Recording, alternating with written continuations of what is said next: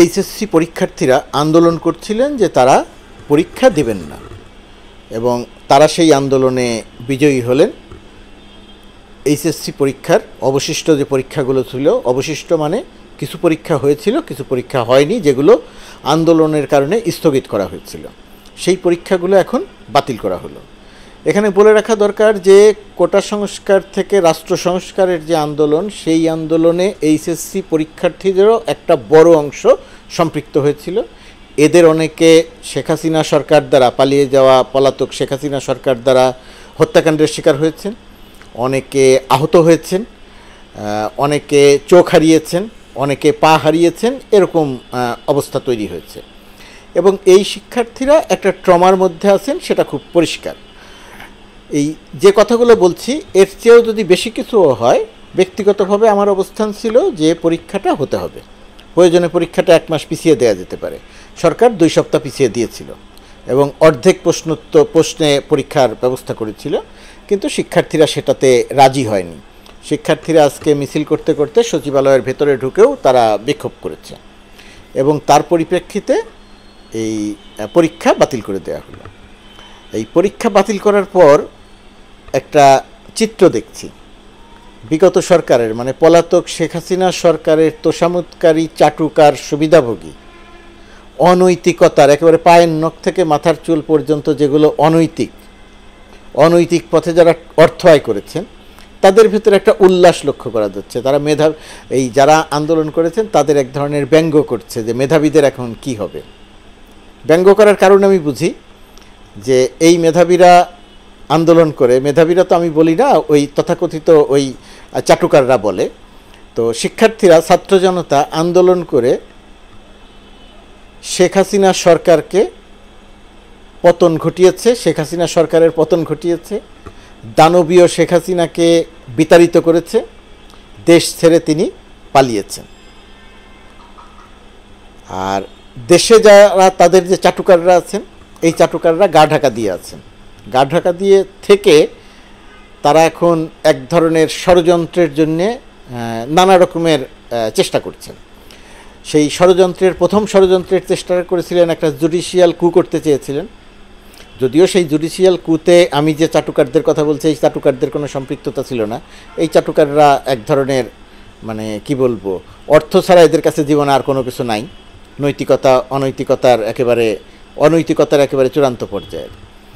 তো জুডিশিয়াল কু করতে চেয়েছিল, সরকার সেই ষড়যন্ত্রটা ঠেকিয়েছে। এই যে জিয়াউল হাসান, মেজর জেনারেল জিয়াউল হাসান সামরিক বাহিনীতে ঝামেলা করছিল, তাকে অব্যাহতি দিয়ে গ্রেপ্তার করে সেই সমস্যাটার সমাধান করা হয়েছে। তারপরে 15ই আগস্ট জাতীয় শোক দিবস, বঙ্গবন্ধুকে হত্যা করা হয়েছিল, সেই হিসাবে জাতীয় শোক দিবস পালন করা হতো। সেই শোক দিবসে এই চাটুকাররা, আওয়ামী চাটুকাররা এক ধরনের একটা শোক দিবসের আবরণে একটা সহিংসতা তৈরি করার একটা চেষ্টা করছিল। সেটাও প্রতিরোধ করা গেছে। প্রতিরোধ করতে গিয়ে যে ঘটনাগুলো ঘটেছে, সেই ঘটনাগুলো আবার ছাত্র জনতার বিপক্ষে গেছে, সেটা তাদের ইমেজের সঙ্গে মানায়নি। কিন্তু যদি বোঝা যায় যে শোক দিবসকে কেন্দ্র করে, শোক দিবসটিকে কাজে লাগিয়ে এই সন্ত্রাসীরা, স্বৈরাচার পতিত সরকারের দানবরা যখন আবার একটি ষড়যন্ত্র করতে চায়, তখন কিছু ঘটনা ঘটা অস্বাভাবিক নয়, যদিও আমি ঘটনাগুলো ঘটার পক্ষে নই। সেদিন 32 নম্বরে যে ঘটনাগুলো ঘটেছে, এই 32 নম্বরের যে ঘটনাগুলো ঘটেছে, এই ঘটনাটার কেউ যদি একটু নির্মোহভাবে তাৎপর্য বিশ্লেষণ করেন, তাহলে দেখবেন গত 15 বছর ধরে দানবীয় স্বৈরাচার শেখ হাসিনা সরকার পালিয়ে যাওয়ার আগে পর্যন্ত যত রকমের অপকর্ম, দুর্নীতি, অনৈতিকতায় বঙ্গবন্ধুর ছবি ব্যবহার করেছে। ক্ষমতা থেকে পতনের পর শেখ হাসিনা পালিয়েছে, কিন্তু ওই বঙ্গবন্ধুর ছবি ব্যবহার করাটা বন্ধ হয়নি। 15ই আগস্টকে কেন্দ্র করে আরেকবার বঙ্গবন্ধুকে ব্যবহার করে একটা অরাজকতা তৈরি করতে চেয়েছিল, সেটা ঠেকানো গেছে। 21শে আগস্টকে কেন্দ্র করে আরেকটি অরাজকতার পরিকল্পনা আছে, যে 21শে আগস্ট আমাদের উপর হামলা হয়েছিল, আমরা শোক প্রকাশ করব। শোক প্রকাশ তাদের মূল বিষয় না, তাদের মূল বিষয় একটা অরাজকতা তৈরি করা। এটাকে সতর্ক থাকতে হবে, দৃষ্টি রাখতে হবে। আর আরেকটা সবচেয়ে বড় যে ব্যাপারটি, সেই বড় ব্যাপারটি ছিল যে এই এইচএসসি শিক্ষার্থীরা যে আন্দোলনটি করছিলেন, চেষ্টা করা হচ্ছিল এই আন্দোলনটি সচিবালয়ের ভেতরে ঢুকেছে ছেলেরা, শিক্ষার্থীরা, এদেরকে পুলিশ দিয়ে পেটানো হবে এবং পুলিশ দিয়ে পেটালে এর সঙ্গে আওয়ামী লীগ অর্থাৎ প্রতিহত স্বৈরাচারের চাটুকাররা এর সঙ্গে একমত হয়ে একটা অরাজকতা তৈরি করবেন। সেই কারণে একটি অরাজকতাপূর্ণ দেশে আরেকটি অরাজকতা তৈরি হোক, প্রেক্ষাপট তৈরি হোক, ষড়যন্ত্রকারীরা আরেকবার সুযোগ পাক, আমার ধারণা যে সেই কারণে এই দাবিটি মেনে নেওয়া হয়েছে যে পরীক্ষা বাতিল। দেশে কত রকমের সমস্যা শেখ হাসিনা রেখে গেছে দেখেন। আর্থিক খাত ধ্বংস করে দিয়ে গেছে। দেন এস আলম গ্রুপের ঋণের পরিমাণ নাকি 95,000 কোটি টাকা, সালমান রহমান একটি ব্যাংক থেকে নিয়েছে নাকি 36,000 কোটি টাকা।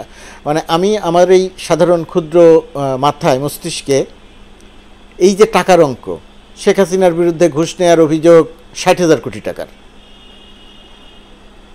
এস আলমের 95,000 কোটি টাকা লোন মানে তো তার ফেরত দিবে না, বেক্সিমকোর 36,000 কোটি টাকা, আরও যে কত কত আছে। তা মানে এই টাকার পরিমাণটা আমার জন্যে মানে এই ভিজুয়াল করাটা খুব কঠিন। মানে ধরেন আপনার 95,000 কোটি টাকা আসলে কত টাকা হয়, কতগুলো জায়গাতে রাখতে হবে, কত মেট্রিক টন তার ওজন হবে, এগুলো বিষয়টা আমাদের ক্ষুদ্র মস্তিষ্কে ধারণ করা মুশকিল। কিন্তু শেখ হাসিনা তার লোকজনদের দিয়ে এই টাকা পাচার করে দিয়েছেন দেশের বাইরে। এই দেশের বাইরে এই টাকা পাচার করে দিয়েছেন, তার মানে আর্থিক খাতে একদম চরম বিশৃঙ্খলা, পুলিশ প্রশাসনে বিশৃঙ্খলা, আনসারে বিশৃঙ্খলা, ভিডিবিতে বিশৃঙ্খলা, তারপরে আরও কি বলবো, যে তথ্য তাদের চাকরির অনিশ্চয়তা, শিক্ষাঙ্গনে বিশৃঙ্খলা, জনপ্রশাসনে বিশৃঙ্খলা, বিচারালয়টি স্বাভাবিকভাবে চলছে না। অর্থাৎ শেখ হাসিনা সরকার 15 বছরে আমাদের নির্বাচন কমিশন তো একেবারে ধ্বংস হয়ে গেছে, আমাদের সকল ইনস্টিটিউশনকে ধ্বংস করে দিয়ে গেছে শেখ হাসিনা। এখন সরকারের পক্ষে কঠিন হয়ে গেছে দ্রুততর সময়ে এই ধ্বংস হয়ে যাওয়া প্রতিষ্ঠানগুলোকে স্বাভাবিক কার্যক্রমের মধ্যে আনা। এখনও সরকার দায়িত্ব নিয়েছে 8 তারিখে, আজকে পর্যন্ত এখন পর্যন্ত পুরোটা গুছিয়ে উঠতে পারেনি, কারণ এত রকমের অরাজকতা। নিশ্চিত ওই যে ষড়যন্ত্রকারীরা, আওয়ামী চাটুকাররা যে আহ্লাদিত হচ্ছেন সরকার পারছে না, এত ভাবার কোনো কারণ নেই, অল্প সময়ের মধ্যে এটা পেরে যাবে, দেশ স্বাভাবিক পথে পরিচালিত করা যাবে। তো সেই কারণে স্বাভাবিক কার্যক্রমের মধ্যে তারা যেহেতু ফিরতে পারছে না, এর মধ্যে নিহত যারা হয়েছে তাদের পরিবারের পাশে দাঁড়ানো, আহত যারা হয়েছে তাদের চিকিৎসা দেয়া, চোখ যারা হারিয়েছে তাদের পাশে দাঁড়ানো, ইত্যাদি ইত্যাদি বহু রকমের কার্যক্রম এই সরকারের, এবং সবই চলছে। একটু ধীরগতিতে হয়তো গতি বাড়বে সামনের সময়টিতে। তো এরকম একটা অবস্থার মধ্যে এইচএসসি পরীক্ষার্থীদের নিয়ে এই চাটুকাররা দেশবিরোধী বলতে চাইনি আমি কথাটা, কারণ আওয়ামী লীগ সরকার এই কথাটা এত বড়ভাবে ব্যবহার করতে, এই জন্য আর এই কথাটা ব্যবহার করতে চাই না। ষড়যন্ত্রকারীরা, পতিত স্বৈরাচারের ষড়যন্ত্রকারীরা আরেকটা সুযোগ খুঁজছে এখানে একটি অরাজকতা তৈরি করার। এই অরাজকতা বন্ধ করার পথ হচ্ছে একটি সুনির্দিষ্ট অভিযোগের ভিত্তিতে তদন্ত করে শাস্তি নিশ্চিত করা, একেবারে উপর থেকে নিচ পর্যন্ত।